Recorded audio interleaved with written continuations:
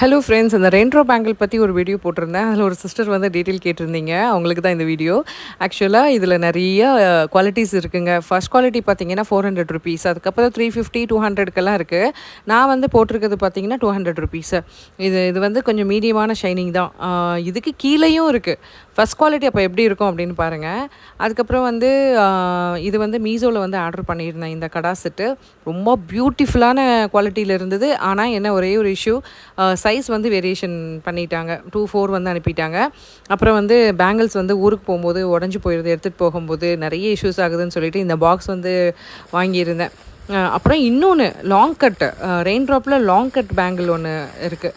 அது பார்த்தீங்கன்னா இந்த பேங்கிள் தான். இது வந்து 2 டசன் ₹155ன்னு சொல்லிட்டு நான் வாங்கியிருந்தேன் மீஷோவில்.